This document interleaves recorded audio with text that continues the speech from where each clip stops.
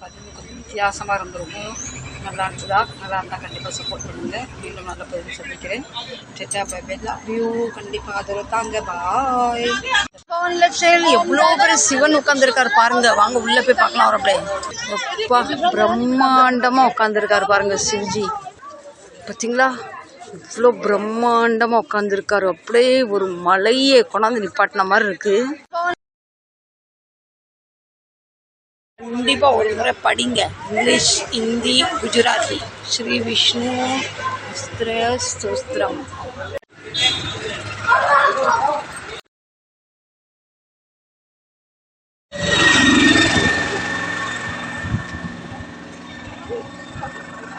கடலை சாப்பிட வரீங்களா?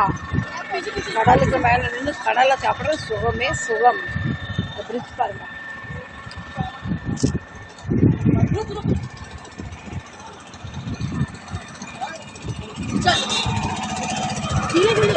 பாதத்தில் நான் வந்து நின்றுட்டேன். ஐயா என் வறுமையும் குறையும் என் வேதனையும் தீர்த்து வைங்க ஐயான்னு.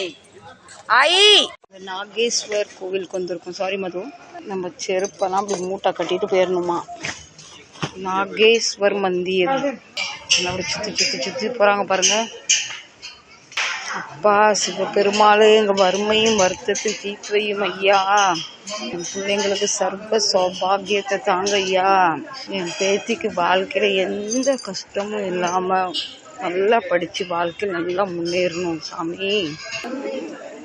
சாமியை தொட்டு கொண்டு போவோம் ஆண்டோனே. வாங்க கோயிலுக்குள்ளே வந்தால் கூட்டமே இல்லைன்னா சுற்றி ஜெயிலை சுற்றி போடுற மாதிரி சுற்றி இருக்காங்க. நிறைய சாமி பொருள் வச்சுருக்காங்க.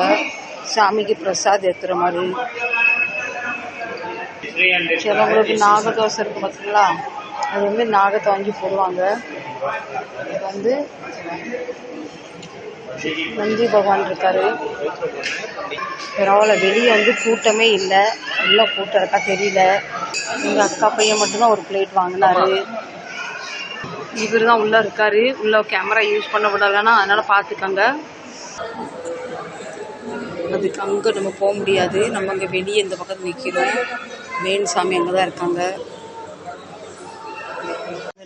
பெரிய நந்தி இருக்காரு. நம்ம மனசில் என்ன இல்லை இருக்கோ நம்ம சொன்னால் கண்டிப்பாக மனுஷன் காதில் சொன்னாலும் அது வந்து தீராது. நம்ம நந்தி காதில் சொல்லணும். சொல்லும் போது ஒரு பக்கம் அப்படி கையை வச்சுக்கணும். என்ன சொல்ல போகிறோம் கடவுளே,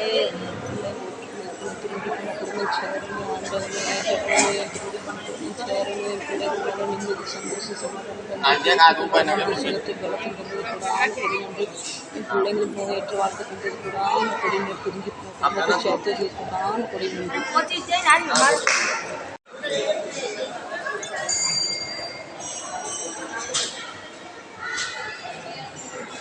கீழே வச்சு ஃபோட்டோ எடுக்கக்கூடாதான். மேலே வந்து எவ்வளோ வேணால் ஃபோட்டோ எடுத்துக்கலாமா. சாமி என்னெல்லாம் பார்த்துக்கோங்க. இவர் தான் இருக்கார் நாகேஸ்வர். சாமி பக்கத்தில் கூட்டம் அதிகம். நந்தி காதில் சொல்கிறவங்க தான் அதிகம். ஏன்னா வறுமை வேதனை கஷ்டம் எல்லாம் இருக்குது. எனக்கு மட்டும்தான் கவலை வருத்தம் இருக்குன்னா எல்லாருமே சாமிக்கு அவங்களோட மனசில் இருக்க குறைய சொல்லிக்கிட்டு இருக்காங்க. பாருங்க, நான் ஒரு கோமாதா ஒன்று வாங்கிட்டேன். கோமாதாவும் கண்ணும் குட்டியும் 100 ரூபா தான். இது வந்து எந்த மெட்டீரியல் தெரியல. வீட்டில் வந்து கோமாதா இருக்கிறது ரொம்ப நல்லது. பூஜை பண்ணுறது ரொம்ப ரொம்ப ரொம்ப நல்லது. எவ்வளோ பெரிய வேலு பாருங்க. வேலு, டமுரு, நந்தி பகவான், இங்கே சிவனோட குடும்பம்லாம் இருக்காங்க. நந்தி பகவான் காவலுக்கு இருக்காங்க. இது நாகேஸ்வர் ஜோதிர்லிங் பார்த்துக்கங்க. இப்படி தான் இருக்குது. நம்ம சிவா ஐயா எப்படி பிரம்மாண்டமாக உட்காந்துருக்காரு பாருங்க. நாலா பக்கமும் கோவில் கோவில் கோவில். நம்ம ஐயா பாருங்க எப்படி உட்காந்துருக்காரு பிரம்மாண்டமாக. இங்கே ஃபுல்லாக நாகதேவதா இருக்காங்க. இங்கே மின் போர்ஷனில் காட்டுறேன் எப்படி இருக்காரு பாருங்க. பாருங்க அப்படி கம்பீரமாக உட்காந்துருக்காரு பாருங்க. தெரியுதுங்களா? நான் என் வாழ்க்கையில் தண்ணி ஆயிட்டேன்னு சொல்லலாம். பார்த்துட்டிங்களா எப்படி கம்பீரமாக உட்காந்துருக்காருன்னு.